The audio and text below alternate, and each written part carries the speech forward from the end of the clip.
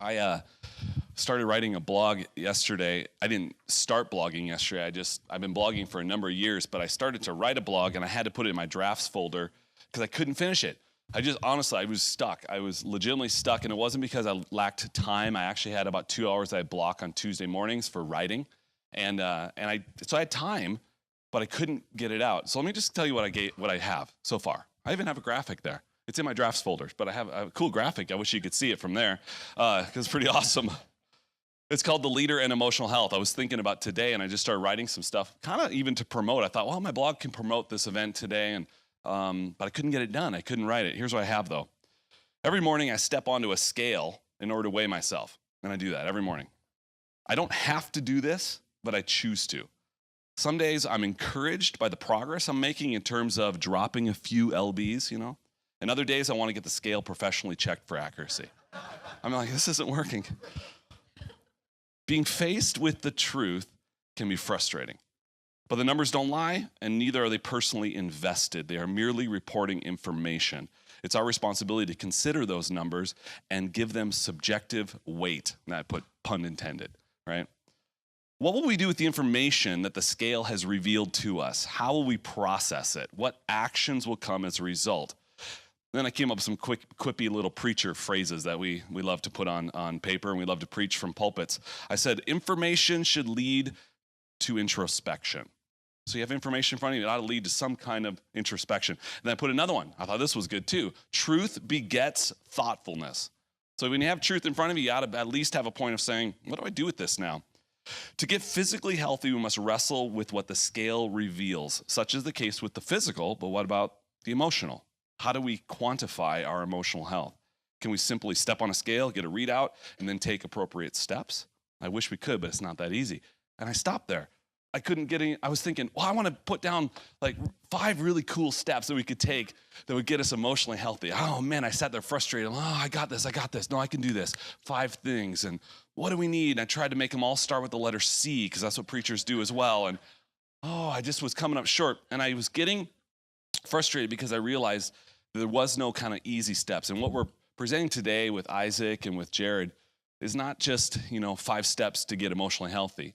They may have some linear things that we could do that we could interact with. However, it's not easy. It's not easy. And I want us to wrestle with this, to engage in this process. I would encourage you today to get some good notes down, but don't get overly consumed with having to get every word down. I would encourage you to stay off your email today. I know how that is. I'm saying that to my staff right now, okay? I know how it is. If you had to, look at, there you go. Katie just lowered the lid of her laptop. Yes, sir. If you had to get online, there's WSFC Public is available if you want to pull that up. That's an open atmosphere for you to get online if you had to, just to kind of keep track of things. But I encourage you to really engage. Wrestle with this stuff because it's important. And with that, I want to introduce to you Jared and Isaac. First, Isaac comes to us from Cottage Grove Faith Center down south a bit, and he's the senior pastor there. He was on staff at Evergreen Church up in Hillsboro with Jared, and they've got a great relationship, and they kind of co-share some things, and they've been working together on this process. He's a graduate of LPC, which is called Life Pacific College. It's our Foursquare institution in Los Angeles, married with 3 kids, and we're glad that he's here with us. Jared Roth.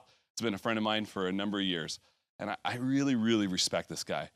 The reason he's here today is because I need what he has to say, and I didn't know if anyone else would show up, and that would have been fine, because we could have just did coffee together, and we have. We've done coffee over this. I've done this series of tests with him about emotional health and about our EQ, our emotional quotient, and I have sat at a coffee shop in Starbucks right there with my mouth gaping open as he was telling me everything about my life. I felt like the woman at the well, you know what I'm saying? I'm like, how did you know this? Well, it's all right here. You revealed it. It's who you are. And he was calling some stuff out of me based on some tests I'd taken with him that I just thought, if I can just work on these things right here, I can get better. I know I can. And Jared is such a highly esteemed man in our movement. Let me just read off a few things that he's done so you can get a kind of a scope of his experience. He's served denominationally. He's been a district administrator, national director of church planting. He's been our general supervisor of Foursquare. He's been our international vice president, our COO. He's been a consultant. He's been on the board of Life Pacific College. And now he consults very large denominations, not just Foursquare, but denominations all across the U.S. in these matters in terms of church growth, church health, and leadership health. And he's got a number of degrees. He's a professor at George Fox, at Life Pacific. He's a very learned man, and I think you're going to see what a brilliant thinker he is. And so with that, we welcome these two, and they're going to come, and they're going to begin. Here we go. Thank you. Wow, thank you, John. It really is a treat to get to be with all of you. Thanks for joining John in this therapy session today that he's designed for himself. And we thought that just a few of you would come and we'd have an intervention, John, but this is like even more than an intervention today. So this is awesome. I received an email yesterday from a pastor who, from another state, that heard me speak someplace, sometime, somewhere. I did not recognize him, but I was intrigued with the subject line in the email. It said, happiness leaking. Yeah, happiness leaking. I've never gotten an email with that subject line before. And the body of the email wasn't much. My name is, I heard you at, my happiness is leaking, and I want to intervene and have it go the other direction. Can we talk? Is that a great start or not?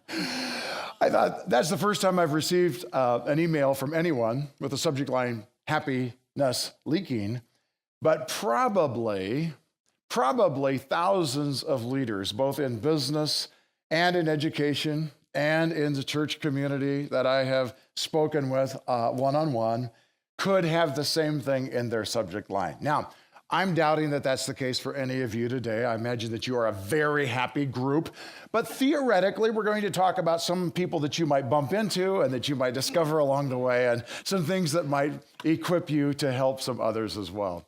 When I am introduced to my long-term friends, and several of whom are here today, in fact, there's some people like Larry and like Ed and like Dave, and the list goes on, that have known me so long that they could really mess with my reputation. But I know more than enough dirt on you, and so we're very safe here today. We're going to be safe, yeah. People that have known me a long time, when they hear that I'm talking about emotional anything, laugh hysterically. I am like the last person to the party.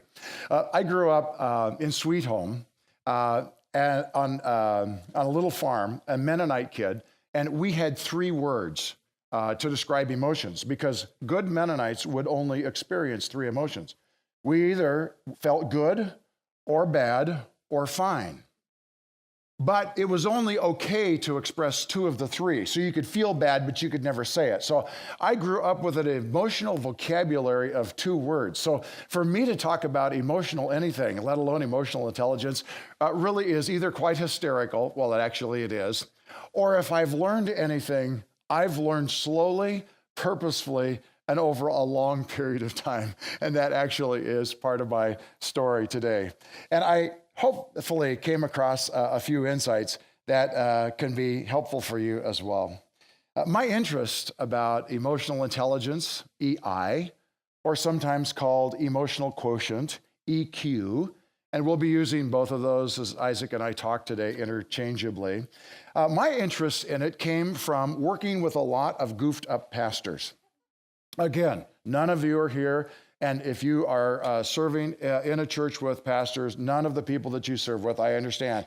But over time, a lot of goofed up pastors, and I really became interested in this 19-year run of my life, where my life was primarily focused on working with pastors, in the implications about me, because I was finding myself becoming similarly goofed up. So there's a lot of self-interest in this as well. I also, in working with pastors, decided that I would do some doctoral research around pastors, and I wanted to help with some selection and some coaching and some training processes.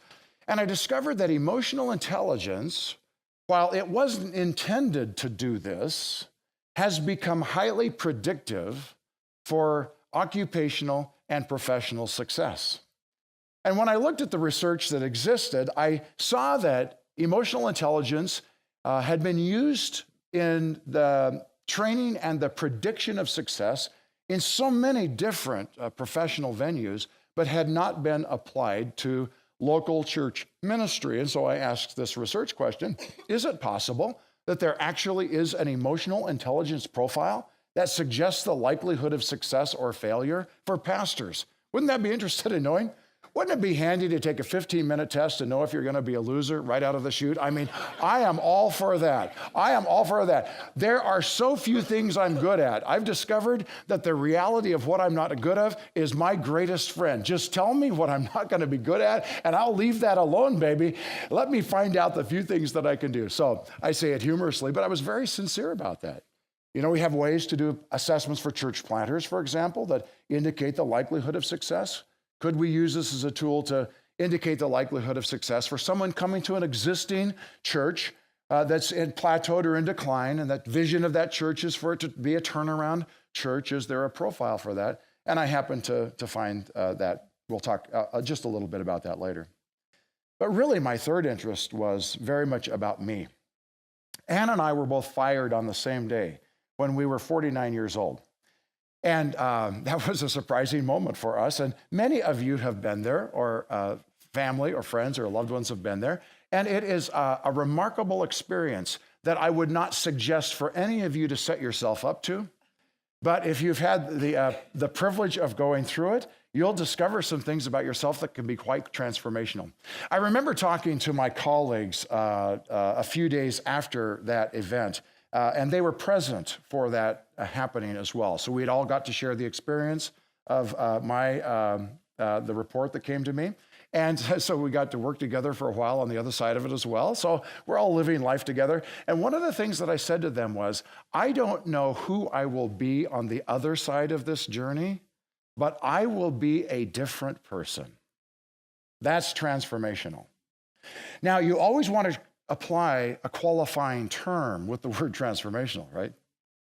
Because I knew that I could be a different person and lesser, or I could be a different person or better, but I did not have the option of whether or not I would be different for this experience.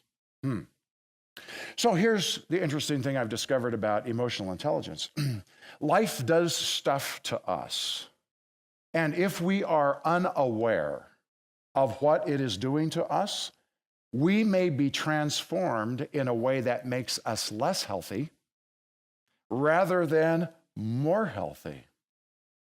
And my interest personally, and for those friends of mine that were engaged in various forms of professional ministry as well, was, why is it that so many who are so in love with Jesus, so faithful, so servant-hearted, so diligent, the epitome to us of genuine spirituality and of servant-hearted leadership, can end up at the end of their lives as less healthy persons than they were when they started this venture? That was a grand mystery for me. And so in my pursuit in trying to help answer those questions for myself, stumbled across some things, and I hope that they are helpful and interesting for you today as well. There are some handouts that I'm going to invite. Is it Megan? It's Leah. Who is it back there? Both are going to help us, and as it comes your way, we're going to jump in, and it will give you some hope, because you'll know that Isaac and I actually made a plan today, and we actually think we know where we're going, so we're going to take a look at it. There's a kind of a technical definition of emotional intelligence that in a moment or two, when you receive your outline, that you're going to see there. And I'm not going to read it, but it does define emotional intelligence for you. And all of us are familiar with cognitive intelligence. We call that IQ. The deal with cognitive intelligence is that by the time we're about 17 years old or so, the bad news is that you're probably not going to get too much smarter. We're kind of stuck there. It's kind of part of the wiring. Emotional intelligence, or IQ, emotional quotient, measures another part of our brains. And the good news about emotional intelligence is that it actually can change. Now, for most adults, it does not. Most of us just live life. And by the time we're about 25 or 26 years of age, when the prefrontal cortex of our brain finally gets done being built, we pretty much have a flat line in terms of our emotional intelligence. Unless, and here's the great news, unless we intervene. And if we intervene in an area, we can actually grow it forward. Here's the bad news.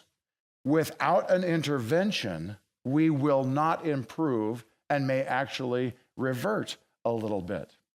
And so having the ability to define that and to measure it can be really helpful. So let's talk first of all for just a moment about what emotional intelligence is not and what it is. And Isaac and I are going to talk through 16 factors, and then we're going to launch into some fun discoveries together. First of all, emotional intelligence is not spirituality. I wish it was. This is why. I'm lazy. And if all I had to do was love Jesus every day and grow more passionately in love with him, and everything else was fixed in my life, then I would only have to do one thing. And hey, if you can get paid for doing this, that's theoretically by some is called vocational ministry, that would really be awesome, wouldn't it? Awesome. I also want to tell you that emotional intelligence is not character. There are people who have invested their life in demonstrating the fruit of the Spirit and serve with love and joy and peace and patience and kindness and goodness and gentleness and self-control, and have very low emotional intelligence. Now, this messes with my pseudo-theology, because my theology was, if I am growing spiritually, passionately in love with Jesus for a life and pressing into him, I am growing in Christ-like character, becoming more and more like Jesus in how I love and how I serve and in my faithfulness. If I grow in spirituality and character, the rest of me will get fixed too. That was my theology. My practice didn't make sense of my theology, or my theology did not make sense of my practice, because I knew intuitively and experientially that I was living life, and I'm a really old guy now. That thing John talked about me, I mean, obviously, I've lived a long time to cram stuff in. I knew over time experientially from doing life with some decades with some friends how spiritual they were in every sense that all of us would agree about. And their Christ-like character that was absolutely stellar and remarkable and exemplary.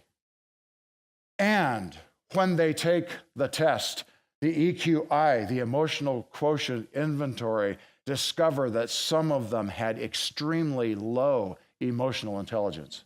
I did not have a context for that. Now, I'm actually a tri-vocational person. I do vocational ministry, and I do business work and business coaching, and I do some educational stuff. In the business side of my life, I was beginning to work with scores, and it now has become hundreds of business leaders as well. And I sometimes found the opposite corollary. People who are dastardly, mean, lousy ethics and character, far, far from God, very high in emotional intelligence, and using these native abilities and skills to manipulate other people for their own selfish interests. That really messed with my theology. Yeah. And so Isaac is going to make sense of all that today, because I'm still confused about this thing. So emotional intelligence is not spirituality, and it is not character. It is not temperament, and it's not personality. Something else is being measured. And so that begs the question, doesn't it? So what is this thing that is actually being measured? Well, we discovered that emotional intelligence, first of all, is highly related to performance in life. People who are higher in emotional intelligence have fewer speed bumps relationally. They get along better professionally. They seem to have better neighbors than the rest of us. Their neighbors like them more than we for some reason. Life 360 degrees works better, and there's a strong correlation between higher emotional intelligence and professional productivity. Many of you are probably familiar with the Center for Creative Leadership in North Carolina. It is a robust think tank that is highly appreciated for its work around leadership and the research that it does and sponsors. And this is part of their executive summary about their work with emotional intelligence. I read. It says, We have learned that key leadership skills and perspectives are directly related to aspects of emotional intelligence. And the absence of emotional intelligence is related to career derailment. That's the summary. And then it describes a whole variety of things where they find those correlations. So there's a correlation there. The second thing that we've discovered about EI is that it is primarily subconscious habits. Now, this is kind of funny. Are there any counselors or therapists in the room? I hope that there are, because I'm going to need some at the end of this. Some of you think that maybe you are, but you're not wanting to out yourself. I saw kind of a half a hand back there. Emotional intelligence was created for therapists to help the rest of us take a quick snapshot of our human soul to discover some areas to work on. Now, there were some pragmatic folks outside of the area of therapy that came along and said, I wonder if we could use this to predict professional success. And now that that correlation has been discovered and that brain scanning has been done to validate it, it just drives therapists crazy. And shouldn't it? This tool that is used to actually help people is now to identify people that are goofed up in the perfect ways to be successful in a particular career. That's exactly how it's being done. In fact, this tool is used to select people for reality TV shows. One of the first adopters of this was Survivor. And everybody, even some of our distant friends that we've seen on Survivor, has been goofed up in just the right places. They have a series of EI profiles, and they sort through the candidates to find out to put just the wrong people together. Reality TV does not want to do the work of creating drama. They have learned that all they have to do is throw the wrong people together and just film them 24/7 and then edit. Yeah, exactly. So this is kind of fun misuse.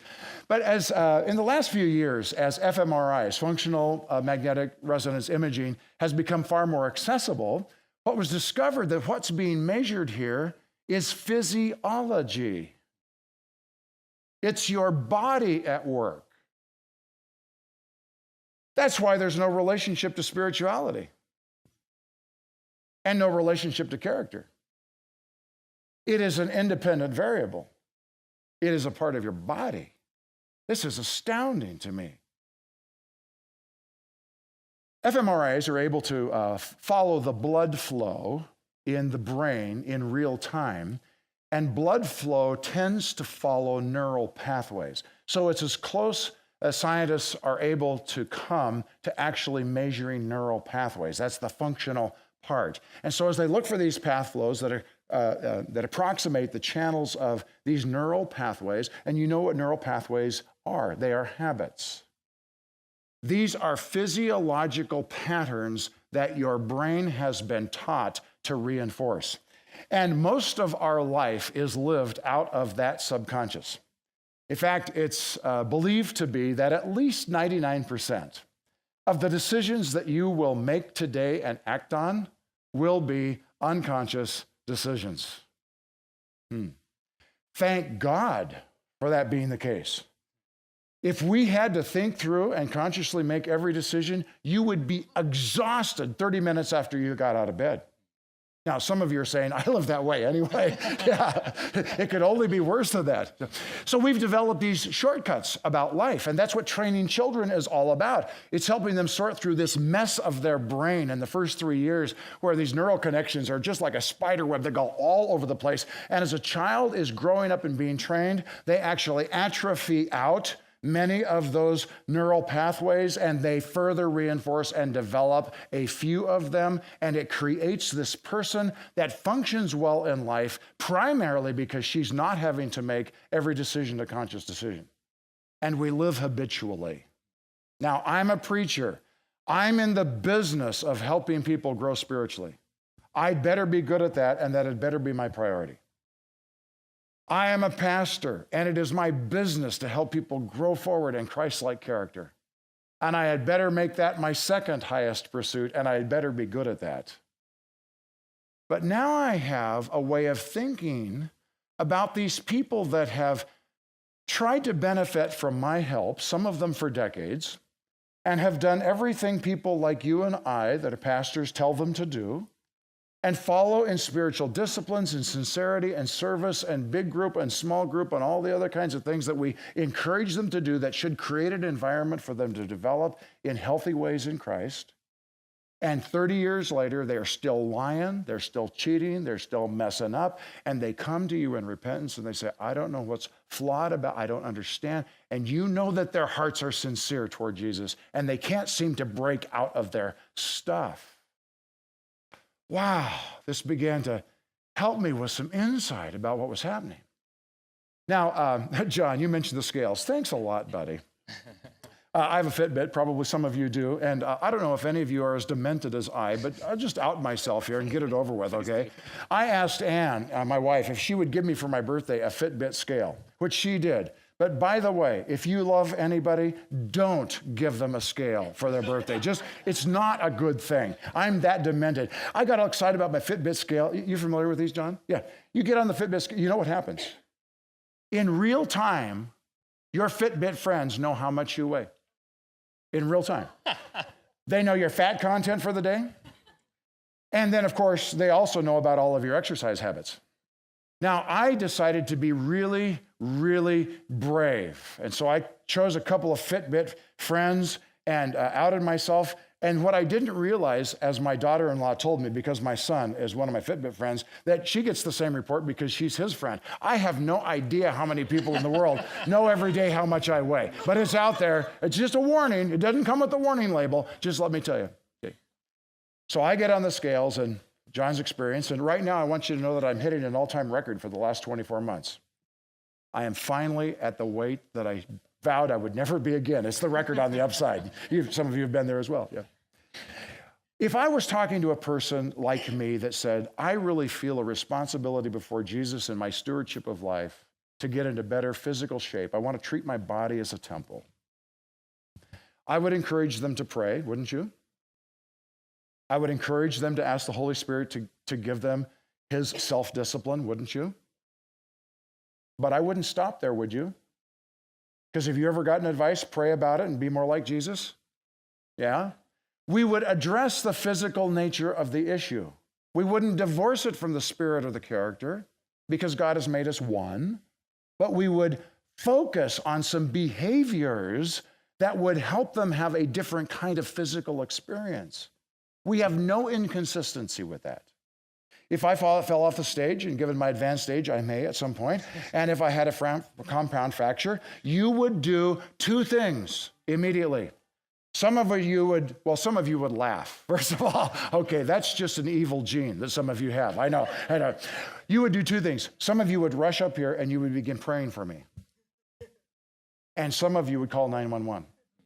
And none of us would feel any incongruity between treating the physical condition with prayer and medical assistance. It was quite a stretch for me to reach into this part of the human soul and to say, this is a problem that's probably more physiological than it is spiritual. And I probably should start treating it like I start treating the rest of my body. Now that opens up a whole bunch of interesting options.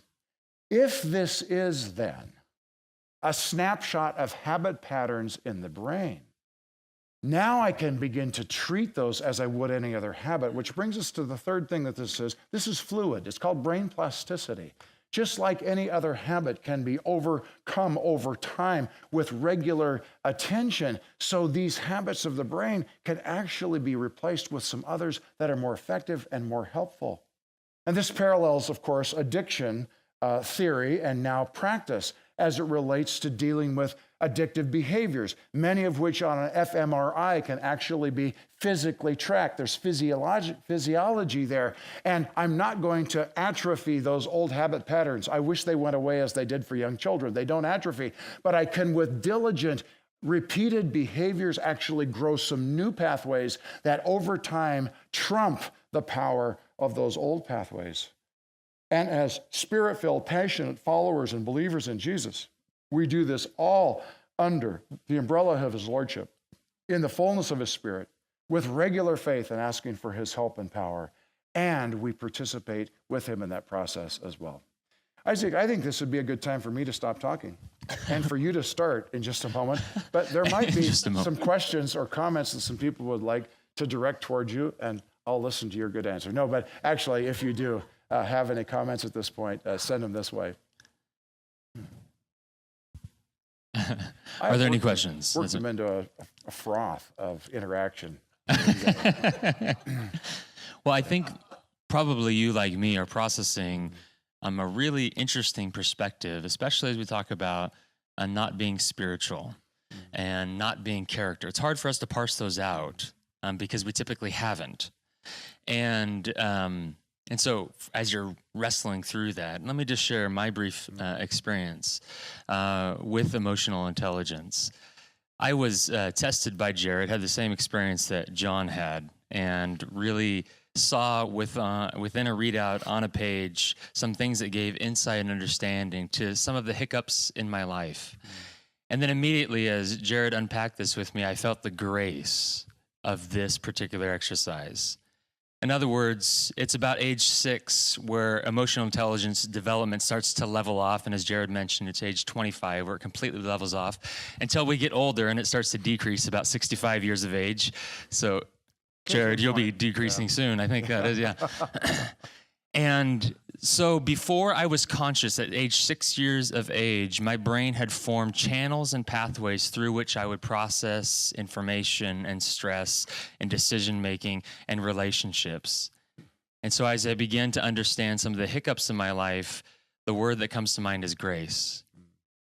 Grace for myself. And then as I begin to extrapolate my understanding on other people, grace.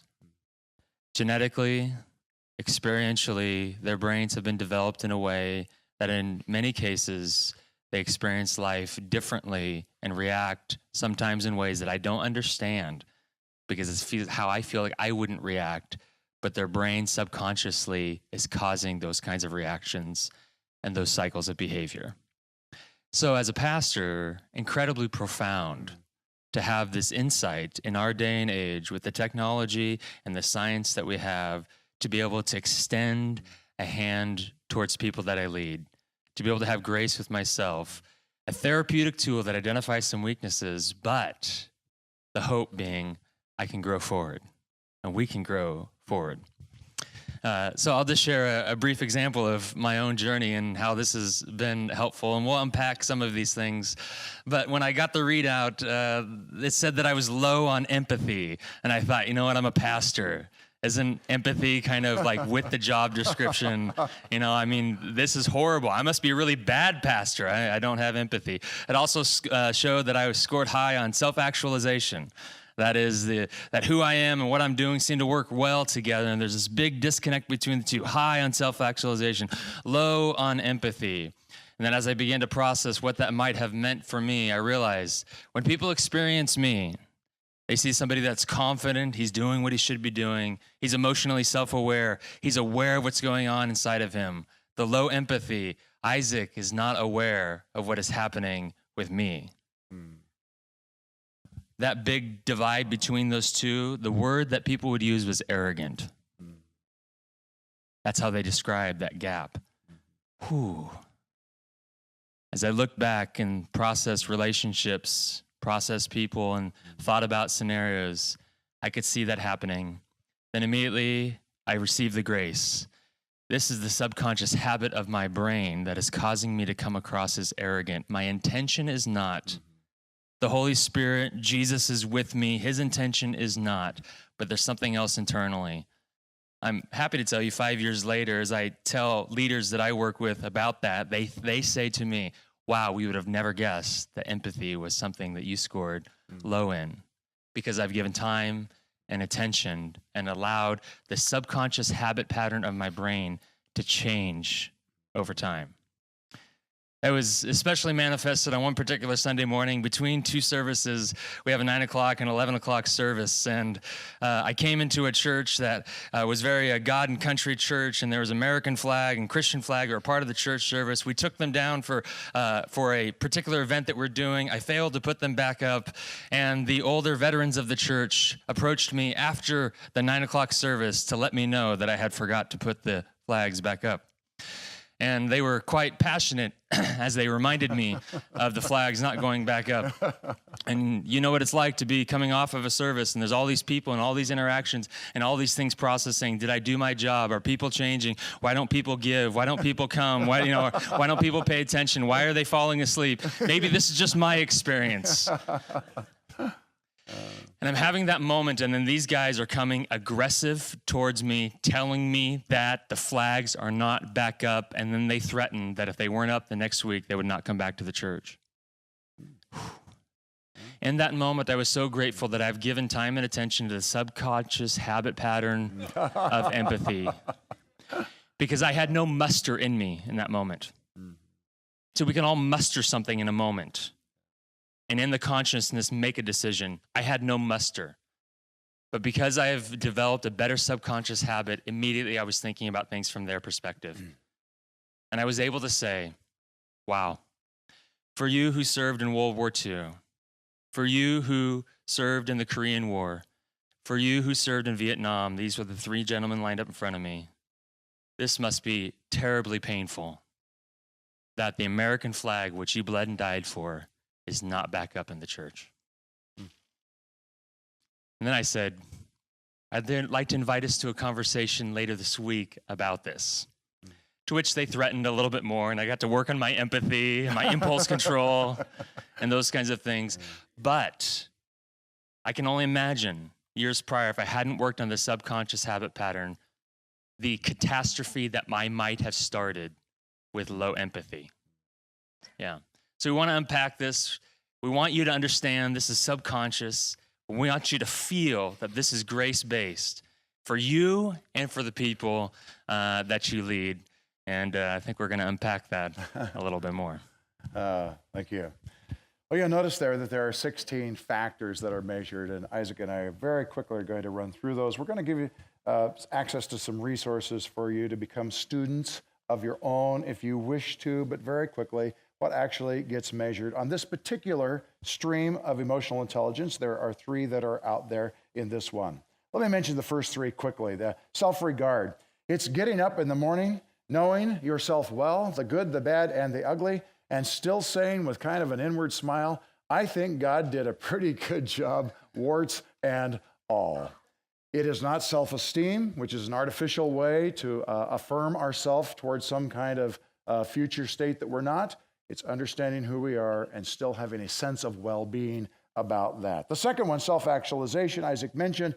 It's if you were to look at my 2 hands, one of them represents who I am, my gifts and abilities and strengths and skills. And on the other hand, it's what I'm getting to do in life. For most of us, that's primarily professionally and domestically. And high self-actualization in EI is the 2 of these are coming together well. If who I am and what I'm doing are not meshing well, there is drag and there's resistance, and low self-actualization often indicates that there are stresses that are happening. Life is not working well for me because I seem to be mismatched. And the third in this self-perception composite, emotional self-awareness, understanding when I feel, knowing what I feel, and being able to express that in helpful ways. I think I was probably about 27. Ann and I had just been appointed as pastors at what was then called Northwest Eugene Faith Center. I had just heard Jerry Cook speak about emotions, and I heard him speak. It dawned on me that he had a lot more words than I did. You remember that I had 3. And so I actually got from Jerry a list of 144 emotion words, and I put it up in front of my desk, and during the day I would glance up several times, and I would out loud read sets of 5 of those words. At 27 years of age, I was teaching myself English vocabulary words, most of them 1 syllable, because I simply did not have access to the labels. I didn't know what I was doing at the time, but what I was doing was I was giving myself the opportunity to grow in emotional self-awareness by teaching myself English vocabulary. By the way, if it's a growth point for you, just go online and do a search of emotion words, and there's all kinds of wonderful lists available, because some of us know that we feel, we just don't label what we feel. Isaac, big victory for me last fall. I came to the team, Alex was there and heard me, and I said, major victory today. I want you to know that I am feeling discouraged, but I am not feeling depressed. And the next day I was feeling a little bit better, and I said, I am feeling disappointed today, but I am not feeling discouraged. Major victory. And of course, because I'm a preacher, I needed to have 3. They all needed to start with D. Go ahead. Emotional expression, the next one there that you see in the next grouping of 3, the constructive expression of emotion. So emotional self-awareness, I know that I feel, I know what I feel, and then being able to express it. I have come to know a man by the name of Don in our church, and I would guess, I haven't tested with him, but he scores low in emotional expression because Don knows calm and he knows anger. And one day he was apparently disappointed with me, and as I drove into our church parking lot, his truck was already parked there, and he was out of his truck, and he was striding across the parking lot towards me. And I pulled in, and I was actually on the phone, hands-free, of course, because I'm a pastor. Of course, yeah. And he came towards me, and he opened my car door for me. Wasn't that nice of him? Oh, wow. And he opened it like this because he was feeling something, and his emotional expression truncated, probably, I would guess. He was expressing the only way he knew how, and that was anger. And I said, impulse control, Don, I will be with you in 1 moment. I closed the door again. I finished the conversation. I got out of the car, and I said, how can I help you? And he came at me with anger. And as I processed that conversation with him 15 minutes later, there was a minor thing that he had misunderstood, and he was disappointed about what I had said, and he felt really underappreciated and undervalued. His low emotional expression said, I can only express that in anger because there's something in me.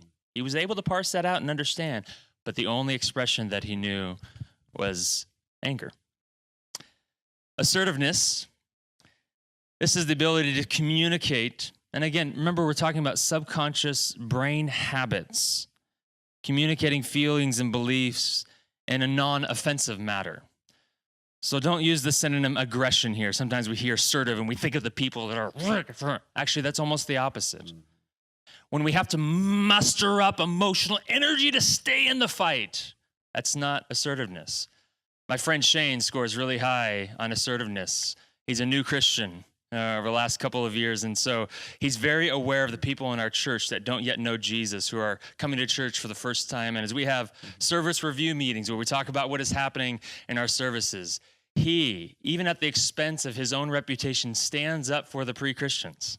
And I love his high assertiveness. It's never belligerent. It's never badgering. He's just consistently, this is what I think and I believe, and I would suggest that we talk in this tone. Or when you use that illustration, that you unpack this word differently. He has healthy assertiveness. And finally, in this set of 3, independence. This is being able to be self-directed and free from emotional dependency. And what Jared and I encourage people to think about is that we're all making decisions every day. People with lower independence are making decisions in their mind, and they're seeing the faces of people that might have an opinion or a thought about the decisions that they are making. And so when they go to make a decision, they're seeing those people and directly in the view of their mind, and they're picturing the grimaces, they're picturing the raised eyebrows, they're picturing the smirks or the smiles of those people as they go to make that decision. People with higher independence, those people are pushed to the periphery of their mind. And they know and are aware of people's opinions and find those, but are able to make decisions that they take responsibility for. They're not doing it with the audience directly in front of them.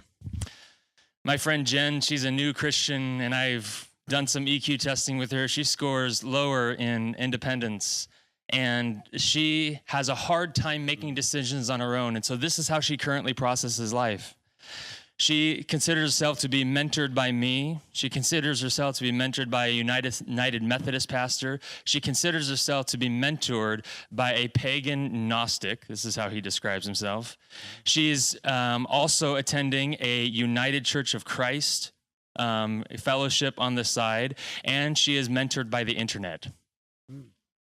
She is inviting so many different voices all the time because her lower independence says, I can't make a decision on my own. I have to say yes to all of these. And so when one thing doesn't make sense totally for her, she chose to find another voice to try to influence her.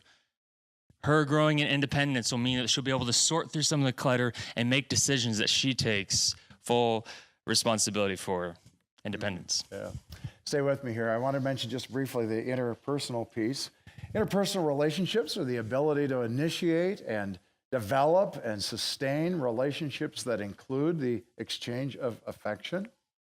We feel about people who are high in interpersonal relationship that she likes me. She likes me. Empathy, as Isaac described well earlier, is he gets me.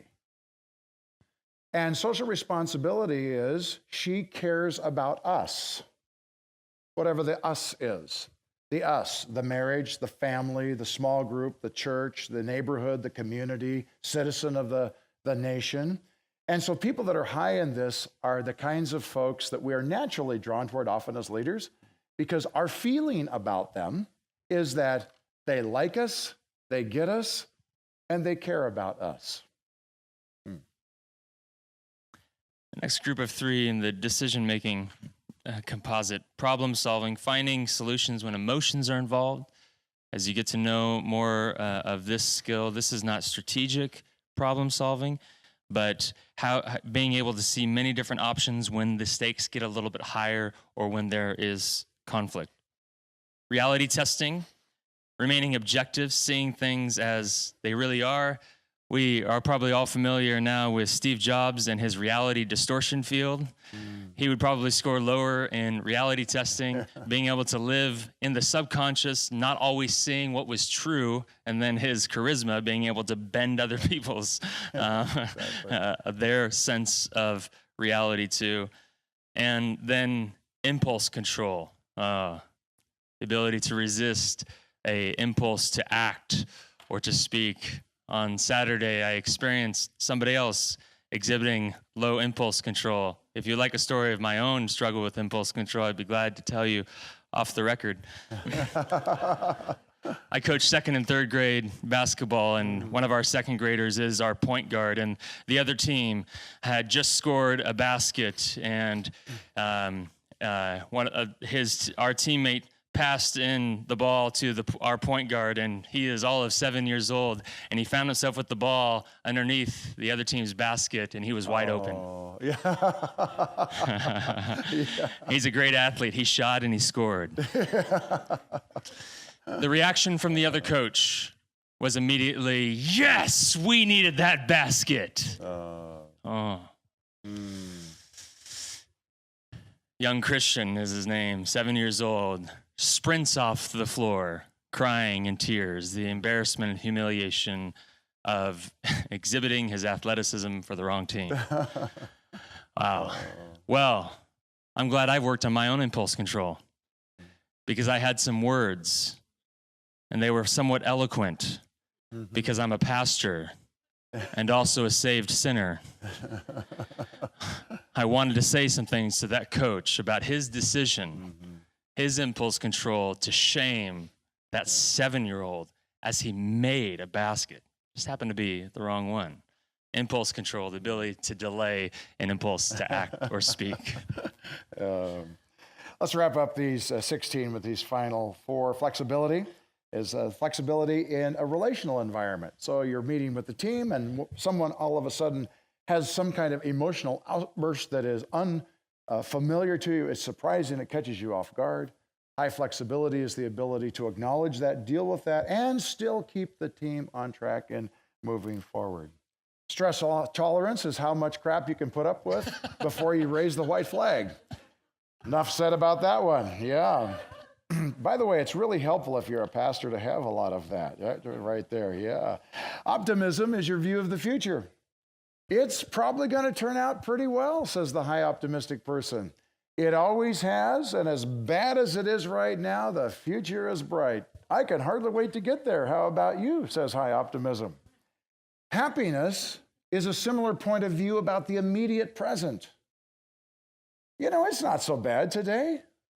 For high happy people, even if they live in the Pacific Northwest, metaphorically, the sky is always blue, the birds are always chirping, and the clouds, if they're there, are fluffy and white.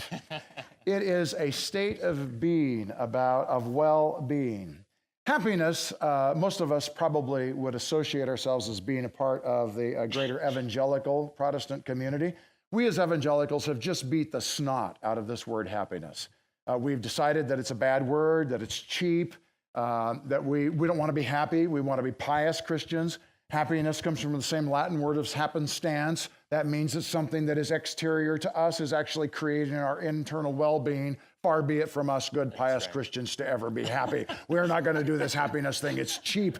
We're into joy. Get some joy. Send me to prison like Paul, and I can write Philippians with joy too. Now, we have to do something with this, right? I want you to know that it's in the academic community that happiness has taken a similar beating for similar reasons. It was a mislabeling over something far more fundamental than this surface emotional response to external circumstances.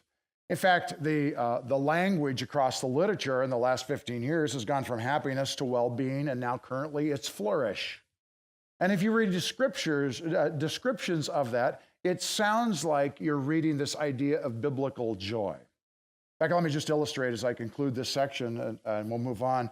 But for a person who takes the profile, the EQI, on one day and loses in death a loved one the next day, and the third day takes the EQI again, happiness will not be substantially different, because it's not measuring the internal response to an external stimuli. It's what's carried. Think of it as neurology. We have taught our brains to habitually view the world in a way, and even when something very difficult happens for us, it diminishes very little and briefly, if at all, what's being measured there. This is sturdy kinds of stuff. We wanted to mention before we move to our next section that at the bottom there, for people who do take the EQI, and Isaac and I aren't selling anything, well, I guess we are, but we're not attempting to sell you on it. But some people are interested in taking the profile. It's a proprietary product.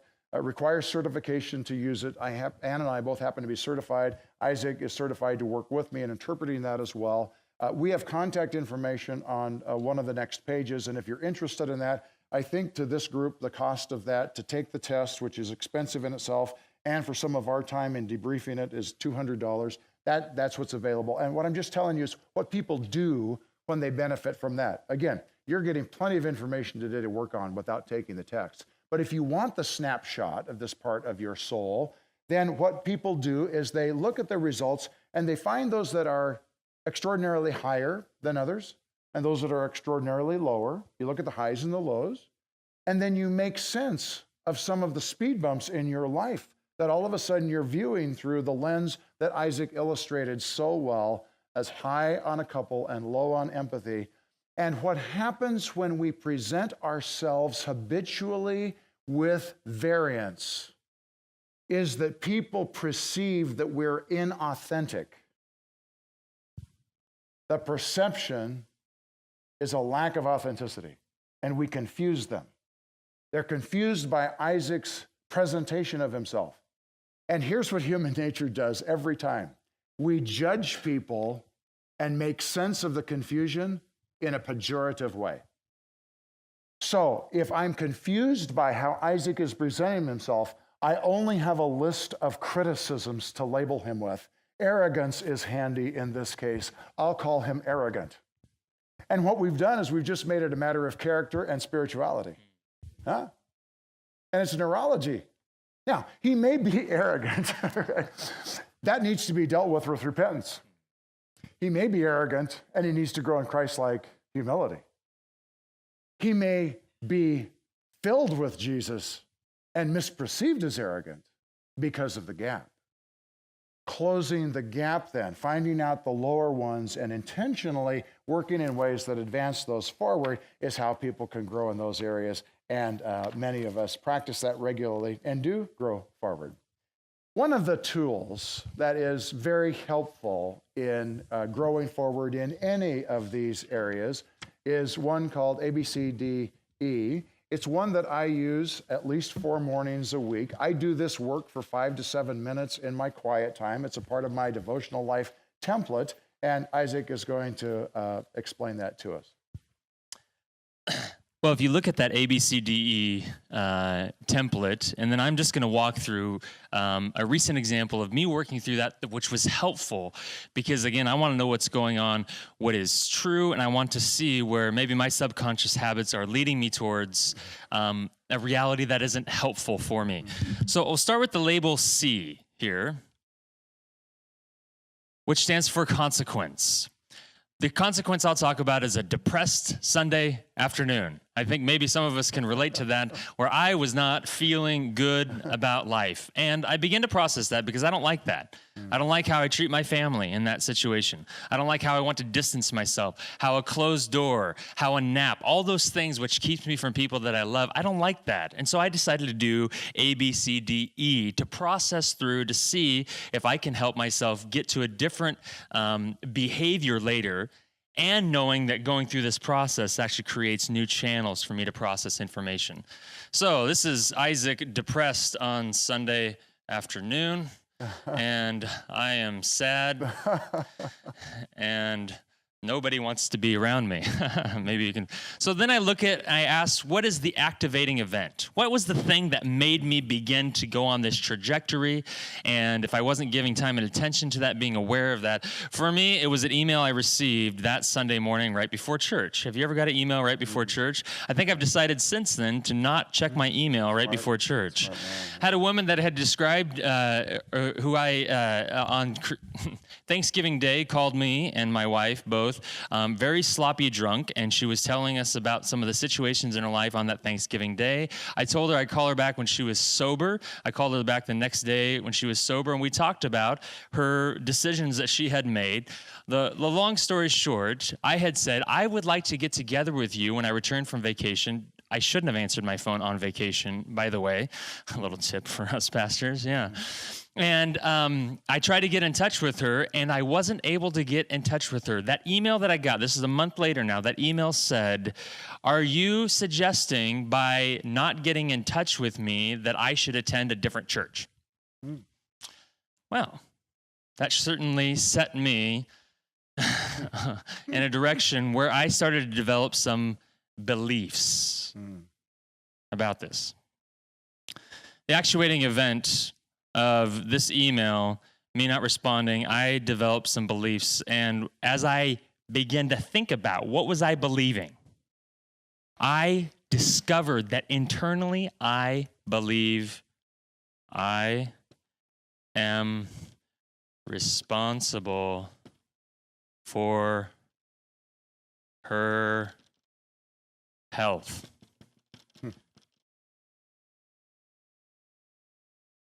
That sounds like low independence. I am responsible for her health. Going through this model, I was able to discover an internal, subconscious, the thing that was causing me to hiccup, some low independence here, believing that my role in her life was bigger than maybe it was. And so the consequence was depressed. D stands for debate and dispute that. I'm immediately able to go to this and begin to ask, what is real about this? What was real about my response? By the way, in that disputing and debating, I discovered I should have done another follow-up phone call with her. I took responsibility for that, but that still doesn't mean I'm responsible for her health. She's the one that was choosing to be sloppy drunk and sleep with a guy that night and all the mess that happened there. That's her responsibility. The effects of that, which is E, the E column there, the effects of going through that work as I was able to right-size that email.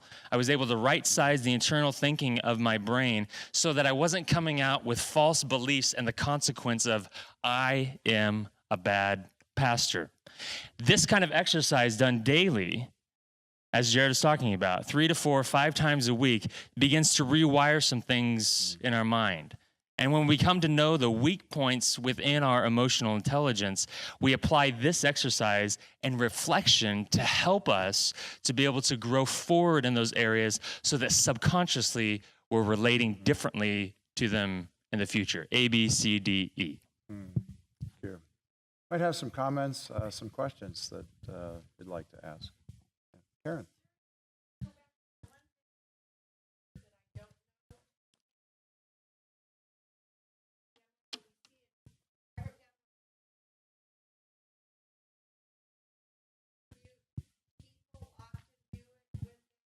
Pejorative judgment, a negative judgment. Yeah. It's going to be arrogant, it's going to be mean, it's going to be selfish, they are inauthentic, they are lying to me, they won't disclose themselves, they are all of those words of judgment that are negative. Yes, that's true. Yep. We misunderstand people. We make sense of it by coming up with a judgment about them, and we almost always choose a negative judgment. So Paul says, after he tells us in Philippians 4 to pray about everything and give thanks for everything, he tells us how to think. So, if anything is pure and lovely and true and praiseworthy and excellent and of good report, think about those things. Pray about it, get it off your chest, thank God for it, start thinking different about it, and then he tells us to immediately go act. So if you saw anything in me that makes sense to you, go act and live that way. Isn't that interesting how he puts it all together, the spirit and the soul and the body? Pray about it, give thanks about it, think about things differently, and now go act different. That's the holistic nature of the trilogy of how God made his spirit, soul, and body. And improved health is often when we engage all three in the intervention. And we are intentionally today emphasizing the human, physical, and physiological side of this because we know that most of us in this room are experts when it comes to the spirit and the soul. So we are on purpose today being extreme with our description on the physical side because we think that that may be our greatest contribution. Well, some fun things were discovered, at least fun for me. When I did some research, a researcher always hopes that you actually come up with something helpful, and most research is helpful only in that it didn't work, and you can tell other people don't try that because it didn't work. And I was one of the lucky ones. I actually found what I was looking for. This isn't the point of this talk today, but I do want to tell you that we discovered that there is a profile, a professional profile of pastors who God has used in a highly effective way in a turnaround church situation. And so for some of our, in the Foursquare movement and in Open Bible and some others, there are selectors of pastors that are actually using this as a vetting tool. It's another data point. And what we discovered was, if you look over on the right-hand side, that people who are particularly high in these 5 competencies tend to be more successful in a turnaround church situation than people who are low in those. And the difference is dramatically so. And those are emotional self-awareness and assertiveness and independence and flexibility and optimism. And without ever taking a profile, if you happen to be leading a church that's a turnaround candidate, grow in these areas, and you'll potentially be a little more effective than you were before. In terms of pre-service training, students can just simply be, if they're preparing to be appointed to an existing church, the likelihood that that existing church statistically is going to be a turnaround candidate, just be stronger in these areas and you'll have a few more tools in the tool belt as you go and do this thing. Now, it looks like it's rather self-apparent, doesn't it? I can make a case for this. Well, if you're going to go to a turnaround church situation, it's probably going to be between a 5 and a 7 year relationally conflicted, high turnover rate, lots of things going, lots of emotions flying situation. Might make sense to be emotionally self-aware. Because if I'm feeling stuff and I don't know what I'm feeling, and I happen to be talking to Greg, I'm going to be blaming Greg for how I'm feeling. But if I'm emotionally self-aware, I keep it in here. I am so angry right now, but it's not about Greg. He just happens to be proximate to me. I know what's going on. Yeah, that's going to be helpful, isn't it? How about the next one, assertiveness? How long I can stay in the fight? Probably, if it's going to be a conflicted situation for 5 to 7 years, staying in the fight, smiling, showing up every day and saying, yesterday was tough. I hope we have another tough one today. Cool. I love this stuff. Awesome. Independent. I'll do the right thing. I'm not arrogant. I seek counsel. But at the end of the day, I make my own decisions and I do the right thing and I live with my decisions. Yeah. Flexibility. Yeah. People are going to be acting out and surprising us and emotionally in ways. And some of the people we thought were the closest to us are going to be the meanest against us on their way out. How can I adapt and flex and live in that? And optimism. Boy, this was a bad church when I came, and we've made it even worse, but it's going to be awesome in the future. Here we go. Yay, this is a good thing. Now, I have just done a caricature of the 5, and probably many of you would say, makes sense to me. But can I tell you this? Out of the 15 qualities, or the 16, I could have thrown any other 5 together and made a similar case. This is the kind of information, knowledge, that only surfaces when the research is done underneath it. And then there's some useful stuff. But enough about that, because I think probably many of us will be interested in the left column. What I wasn't looking for was what I discovered, and many people have found the most interesting discovery. Now, when I talk with pastors, and I mentioned that the role lead pastor of a church in the United States, when I mention that it's a toxic role, nobody raises their eyebrows about that. We all kind of have an intuitive sense. And regardless of what our own personal experience, and I'm aware that not all of us are in that role, some of us that aren't are thinking about doing that. I'm planning to talk you out of that today. No, not really. Yeah. But most of us have an intuitive awareness that many people who do this thing long term end up being less healthy human beings than when they started. We're not certain about that, but because we can't make sense of it, we usually blame them for that. That's the pejorative nature of judgment. Well, if she would have only been more, or if he would have been, and we personalize it to them. What's been discovered with research is that there are a variety of toxic roles. It means that if you do the role well, faithfully, and long enough, it will wear you down in some particular areas. Some professions in law enforcement, the military, some areas of the practice of law and of medicine and of professional ministry. That's the handful of 5. Toxic professions. Ministry happens to be one of those. It happens to be the least researched relative to its toxicity. We're quite aware of the downside. We're not so aware of what is actually causing the downside. Let me sound like a pastor here for a moment. The cultural role lead pastor is Saul's armor for most of us. And it will bruise you, it will callous you, and it will make you bloody. And the longer and more faithfully you do it, the more that is potentially going to happen to you. Aren't you glad you came today for encouragement? I just want to be here and bless you and encourage you on to the future. Here's the deal. You were called to be David with the slingshot, but you were hired to be aware of Saul's armor. Now, let the metaphor benefit us for just a moment. Don't confuse the calling of Jesus on your life with the cultural role that pays you. Now, you can't divorce yourself from the cultural role, and here's why. The incarnation is God coming into human form and into human forms. So God is sending you to come into the human form of the way we organize in these things that we call churches.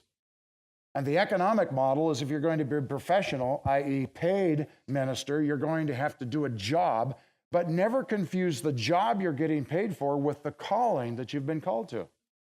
You have a spiritual calling. The reason we don't find very close corollary in the first century church to what's happening today is because it was a different cultural context and people organized themselves differently. And economics were organized differently. And the way we do church, righteously so in the incarnational model, is primarily a cultural artifact. This helps me. So I am called to be a co-lead pastor with Ann at Evergreen Christian Center, an 85-year-old Foursquare church in Hillsboro, Oregon, That's the job I was appointed to, and it's the job I get paid to do. That's Saul's armor. I am called to be David with a slingshot, and somehow it's my responsibility to reconcile the two. I must reconcile the two. And so here's the good news. You knew I was going to get there, didn't you? You were hoping so. Here's the good news. You tweak the way you live in this job to minimize the bruising, callousing, and bleeding that it wants to do to you. And here's the thing. Knowledge is so powerful. I think Jesus once said, the truth will set you free. Here's the freedom. If you know how this job will wear you down, just simply support yourself in those three areas and don't get worn down there. I mentioned from the start that generally we live our adult life with a static EI profile unless we intervene. We positively intervene by saying, I'm low on empathy. I'm going to give attention to it for 5 to 7 minutes daily, and with the help of God's Spirit, I'm going to grow forward. That's a positive intervention. If you are a lead pastor, you are living in a negative intervention. And it's an intervention that will tend to press down your self-regard and your problem solving and your happiness. And the good news is, if you simply just say, I'm going to stand against that and press them forward, you can continue to throw the slingshot even though you're wearing the armor. And Isaac's going to talk a little bit about those three. I will mention as you come, Isaac, this as well. Because I've had the privilege of working with several hundred vocational ministers, including lots of staff members, the good news for those of you that are staff or that you are key volunteer leaders in your churches, those roles do not do this to you. And it was shocking for me when I was working with some staff members who moved into lead pastor roles and discovered that in as little as 2 years, they began to show some dramatic in this world, because its habits is 3 or 4 or 5 points, dramatic digression in those areas in a short period of time. So the good news for staff member and volunteers, this does not immediately apply to you other than you're being helpful for a lead pastor. For those of you that are aspiring to be lead pastors, I hope I didn't knock you out of your interest in that. Just be informed going in. And those of you that share with me and Isaac this role in life, know that you are not a victim of this reality. You now have the powerful truth that can set you free, living in it without chafing against the role and without being hurt by it either. Wow. Well, we have some speculation and some observations about this current cultural role of pastor, which we think is related to the decline or the digression of these particular areas. The first one, self-regard. Self-regard is feeling good about ourselves, warts and all. We look in the mirror and we say, you know, God did a good job. But there's something about our current role that tends to press on that. Well, the first thing would be that in many of our churches, the way that we're organized is that being a lead pastor means you're the most public figure. You're standing up in front, and so you're probably going to get most of the feedback about how things are going or how they're not going. And one of the dynamics that is true is that people have more ability than ever to communicate those kinds of things to you. You could probably relate to this next little story. Steve and Melissa used to attend our church, and were one of those people that gave like 5-star ratings on Facebook to our church because they just loved it. It's such a welcoming atmosphere. She's obviously quite used to using social media. And I noticed that she was no longer my friend after a while on Facebook. And I wondered about that, and perhaps I'm obnoxious to her on Facebook or whatever that might be, and she wouldn't be the first one that said Isaac's a little bit obnoxious on Facebook. So she's no longer my friend. And then I was talking to a friend who she was still friends with, and I learned that she was posting things about our church on her Facebook page, and it was kind of getting comments and feedback from other people in the community that are beginning to develop opinions about our church and the leadership, and these were negative opinions. These are no longer the positive 5-star ratings about our church. Well, I put in a phone call, we had a conversation, and there were some excuses, and then I got an email from them I'm wanting you to hear all the different places I got this information from this one person. I got an email from them, and it was, again, derisive and not helpful and very discouraging, and I felt very misunderstood, and so I'm responding to this in the best way that I can. And then I also got snail mail from them. Wow. Yeah. He's very persistent and very much wanting to believe. I'm wanting you to hear all the different ways that we get information. Just as one person had a lot of things to say and a lot of opinions and a lot of ways to express them to where they got right close to me. More than ever before, people have this voice to express. In one situation, 2 or 5, all of us, we can absorb that. You know, we want to have thick skin. But the role is you're gonna get more and more and more and more of that. We know that there is opposition, certainly, and people have a way of expressing that. This really deteriorates the idea of self-regard at the subconscious level over time. And I think we could probably all relate to that to varying degrees of how that will press on us. In regards to problem solving, a couple of comments there.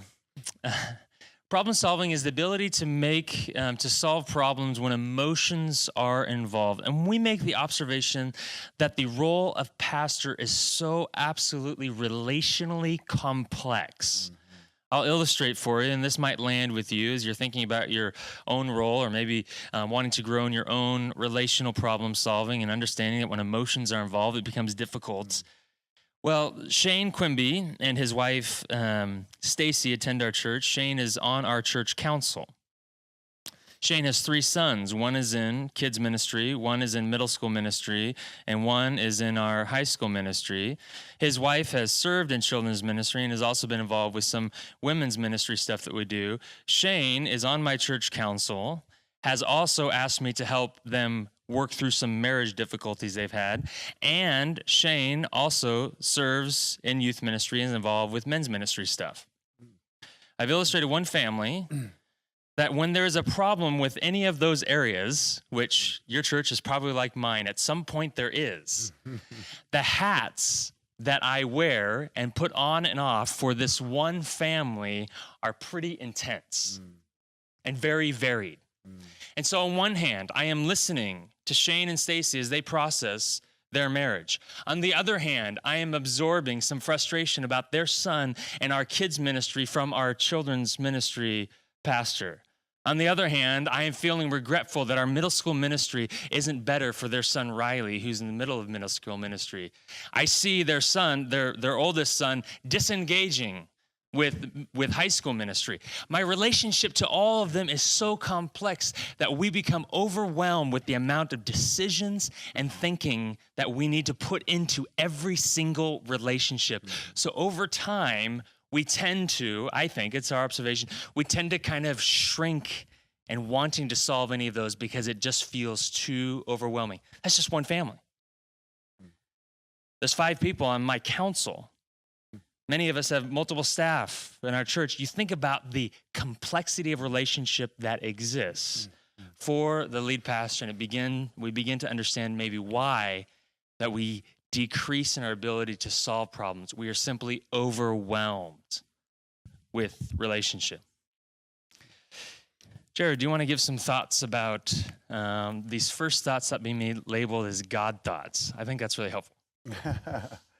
On the problem-solving piece, what we've done is we have given ourselves the habit of short-circuiting good problem-solving. Good problem-solving is across a sequence of things, which, again, we're not thoughtful about because it's subconscious. I know that there is a problem. I know what to call the problem. I come up with multiple solutions. I choose the best one, and I do it. I know there's a problem. I know what to call the problem, multiple options, choose one, and do it. All the subconscious. Short-circuiting. And I think, Isaac, that our polity and Foursquare, and for those of you from churches with a similar kind of polity, and our theology both create the perfect storm for short-circuiting problem-solving. Our polity drives, in my opinion, way too many decisions to the top dog. More decisions than God intended for anybody to make in a church. You're making decisions about people, ministry, spirituality, leadership, development, organizational structure, money, buildings, facilities. You're the expert on all these things, aren't you?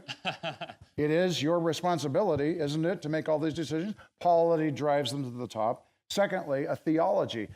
For those of us of the Spirit, leaning toward the belief, thankfully, for most of us, of the immediate voice of the Holy Spirit. Now, here is the perfect storm. I am required to make 10 times more decisions than God intended a human being to make.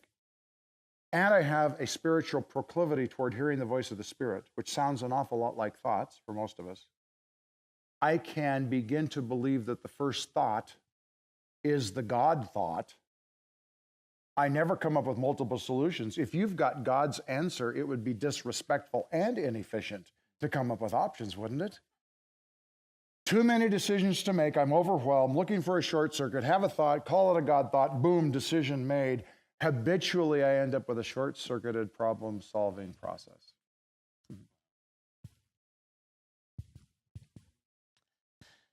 And finally, happiness. I mean, this is the calling card for Foursquare church pastors, right? You're going to be less happy over time.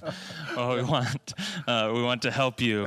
Jared and I say thriving churches and happy pastors. Mm-hmm. We believe that is a reality. And for some of you might be in a place of really recognizing that's not your experience. And as Jared and I talked, and our information is down below, that we would really like to be available and be helpful for you wherever you're at on that particular journey. Jared already talked about this idea of joy, well-being, and flourishing.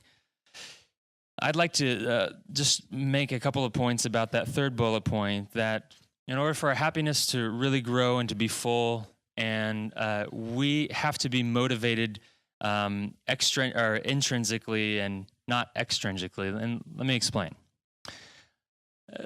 If you're a therapist or a psychologist and somebody comes to you and they're struggling with this idea of happiness or joy or sense of well-being, one of the things you might suggest to them to do is to go do some things for some others without expecting anything in return.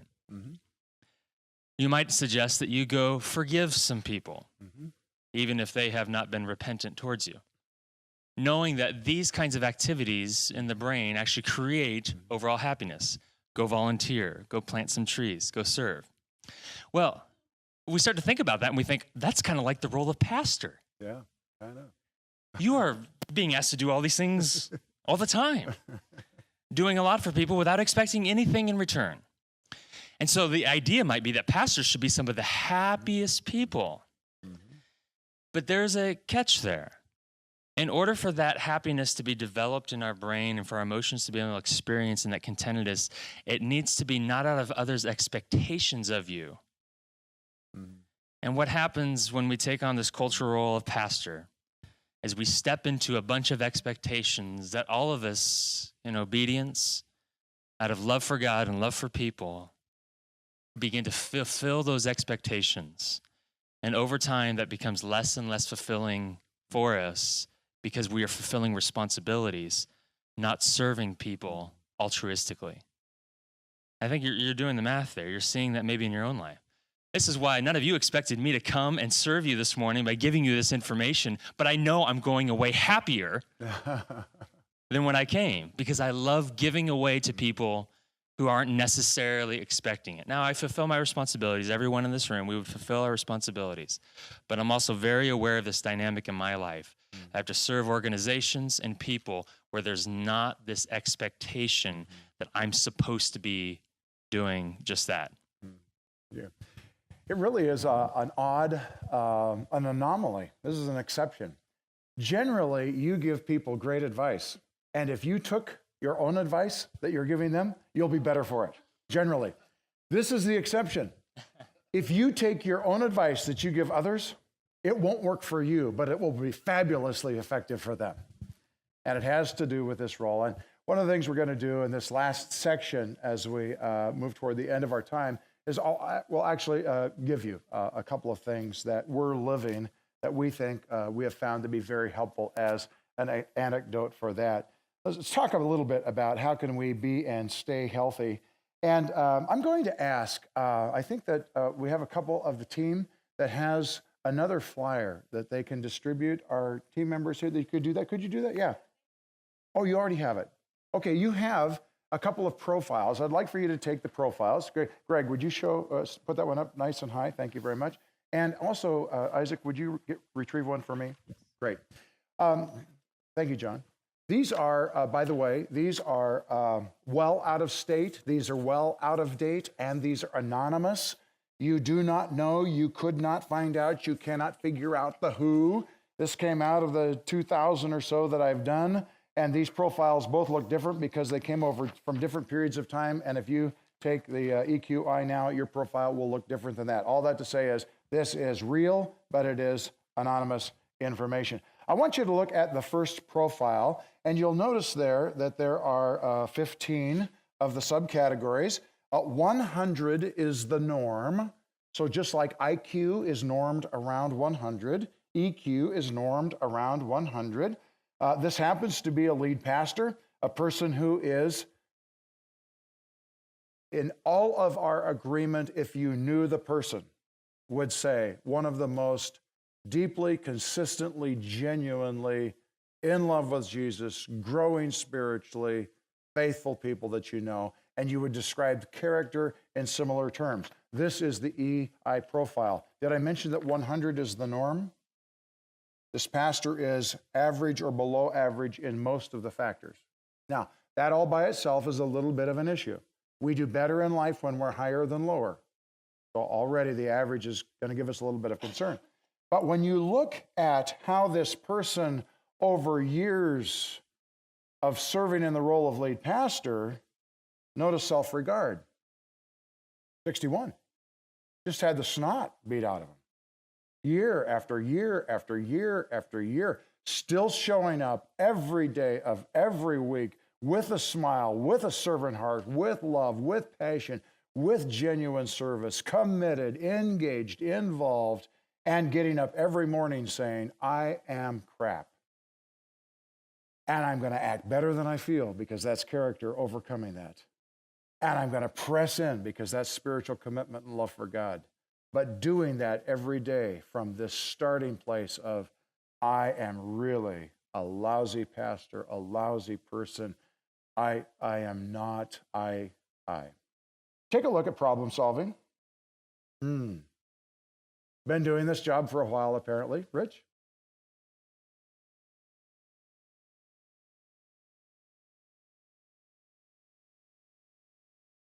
The self-regard and what I am saying is that what was measured here were neural pathways in the brain, and that this has become the habit of the brain to physically create the lens through which this leader views his life and world every day. And he feels that that's normal and it's the right way to do it because these all feel normal to us. Habits feel normal. So he doesn't even feel like his life is out of whack. This is what a good, faithful pastor should feel about himself. That's what's being experienced. Problem solving, you can notice that it's taken a beating and the happiness is down there as well. So this is an illustration of what might happen to someone over time and our enthusiasm about helping people, whether or not they ever get their own profile, is just saying, hey, you can give some attention to these areas and you can see them press forward. Would you take for a moment a look at the other one? This one is just way too fun. I mentioned that professional success has profiles, and it was the first testing of use of this in testing for selection processes was by the U.S. and the Israeli Air Forces, and it cost several $1 million to train a fighter pilot, and the success rate was very low. So it was an extremely inefficient selection process and an extremely expensive failure rate. So they were looking for tools to better select fighter pilots and discovered that the EQI was extremely predictive in predicting the success of a candidate. And after the first year that it was used, both Air Forces saved multiple millions of dollars just in that one class of candidates. So over the years, this has been used tremendously within the military as they have identified particular profiles and particular roles. Now, I stumbled into this person who lives far away in another state. He is in a wonderful profession that I won't mention, but he's making a midlife career and has all of the stuff that would suggest that he will be very successful, except he's not playing well with others. Now, when you look at the profile, it doesn't take a genius to figure this out, does it? He is extremely high in everything except he doesn't get me, he doesn't like me, and he doesn't care for us. Do you think that might suggest some problems in working in this professional role in the office? Talk about arrogant, talk about insensitive, talk about, this guy must have had 100 pejorative terms used to describe his behavior. This man is a spirit-filled believer, loves Jesus with all of his heart, filled with the Spirit, servant-hearted, tender, caring for people. Okay, misunderstood? I will explain the whole story to you when I tell you what his former career was. Are you ready? Special Forces. I guess if I'm 2 miles away in a tree and my role is to assassinate someone, I don't want a lot of empathy. I don't want a lot of social responsibility. I really care for us right now. I really get how you're feeling. Or interpersonal relationship. I really want to crawl out of the tree and see if we can strike up a conversation and get from here to there with diplomacy. Of course he was profiled before he was selected for Special Forces. Of course he'd better change his profile if he's going to be effective in the civilian business world. Of course what made him highly effective in one professional environment is not going to make him so highly effective in another professional environment. Well, the therapists go crazy, of course, because they wish they could have gotten him at 16 years of age and gotten him fixed. The military is quite pleased that they got a career out of him and now someone else can fix him. Now, when I mentioned that there's a profile of effective pastors of turnaround churches, I want you to know that it is not this extreme, and it actually is positive for most of us. And from the therapeutic point of view, what all of us would suggest is whenever of us suspect or know that we're low in an area is to begin to support that in ways that help us move forward. I mentioned that there's something that we think is a way of living in general that can apply to all of us.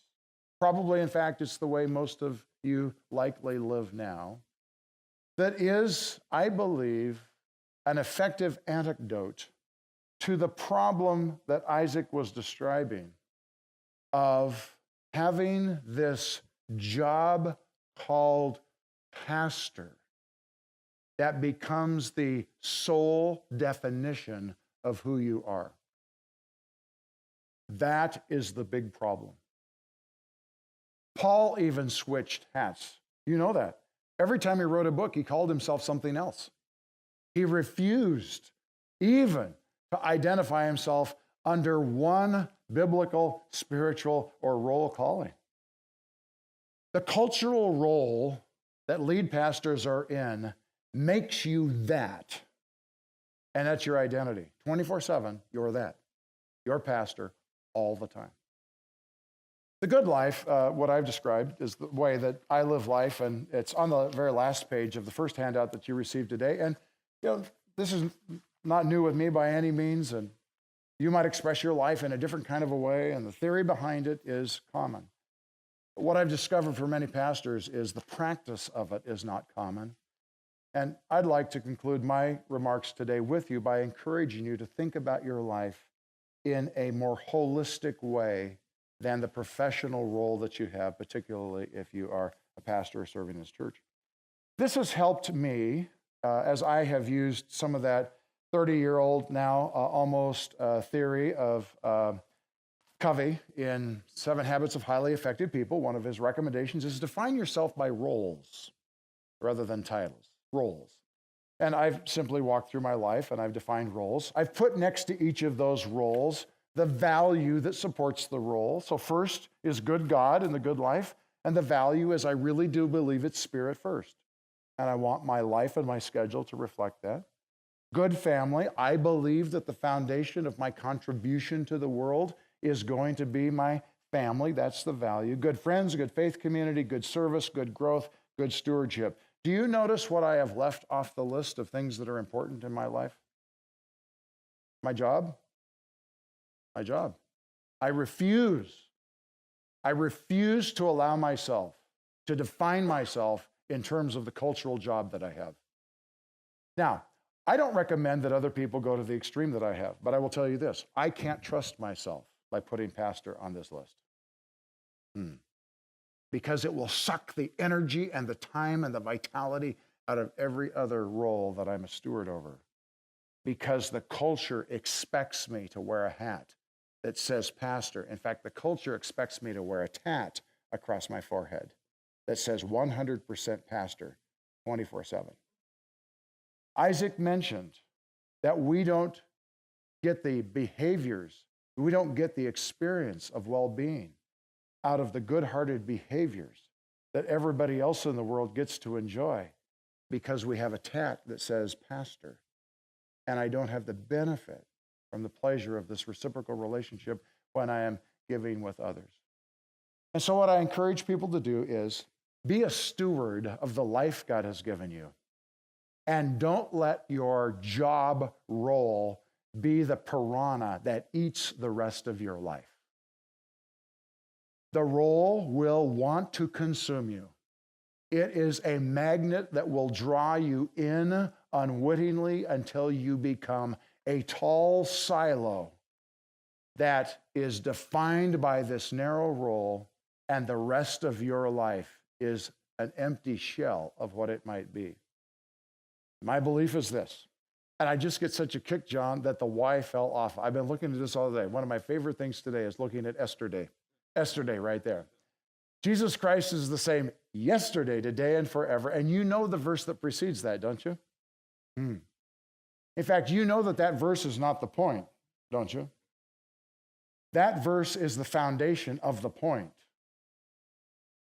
The point is verse 7.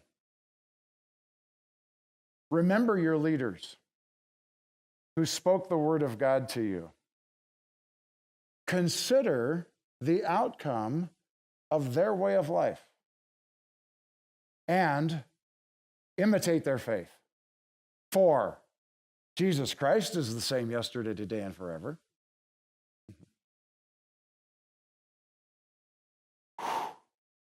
So, I say to my friends that I've had the privilege of working with, Isaac and Kevin and Alex that I work with now, man of a generation or two behind me in life and women, I want to be a Hebrews 13:7 guy. Because Jesus is the same yesterday, today, and forever. I want them to live life with me in a way that, while far from perfect, at the end of their experience with me will say, I saw a lot of Jesus there because I saw a lot of continuity there. I saw a lot of the sameness there. I saw a lot of the values were being lived out there. I'd sure hate for them to say, I wonder where he went bad. Okay? Not the same yesterday, today, and forever. He was good yesterday, he's okay today, but things didn't work out so well in the long run for him. Notice the three verbs that are there. This is amazing to me. This is asking younger people to be judgmental about current leaders. Make 3 judgments and base your life on those judgments. Remember them. Okay, I'm going to reflect. I'm going to think about it. What does the life look like? Consider how it worked for them. Dr. Phil's great question. So how's that working for you? And what some of us that are my generation have discovered is that not all of you that are a generation or two behind us even are interested in taking our jobs when we retire, because you're looking at us and you're too nice to say it, but your answer to, so how did that work for you question is, I don't think it worked so well for you. I think you're crap. I think you get up sad. I think you went from happy to depressed. I'm impressed with your tenacity, but your physical health is poor and in decline. Family stuff you have regrets about that you didn't attend to it well. You don't know your neighbors. You don't have significant relationships with people that don't yet know Christ. You haven't grown in areas other than how to preach for the last 30 years. I don't think it turned out that well for you. I don't think I want to be your successor. Remember your leaders who spoke the word of God to you. Consider the outcome of their way of life. And if your judgment is, like Jesus, they're the same yesterday, today, and forever, imitate their faith. Do exactly what they're doing.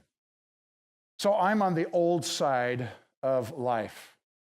And I think about things in terms of what am I leaving in my wake? And I'll tell you this, I want to leave in my wake an example of high self-regard. I want people, if they eulogize me in some way, to say, you know, Jared sure knew all of his weaknesses and his warts, but he had a smile on his face about him, and I don't think he let those stumble him up.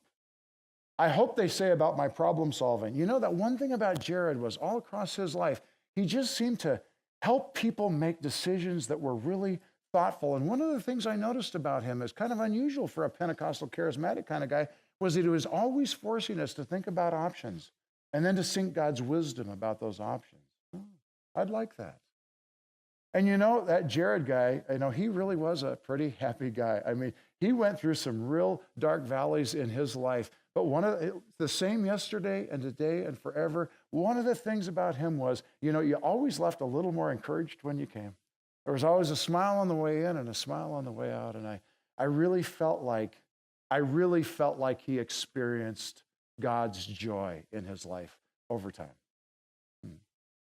I used to think about legacy in other terms, more institutional than that. The things I was invited and able to do. I hope to be a high performer there. I hope that those things got changed in ways that was noticed. In fact, I've encouraged many people, always try to be associated with success.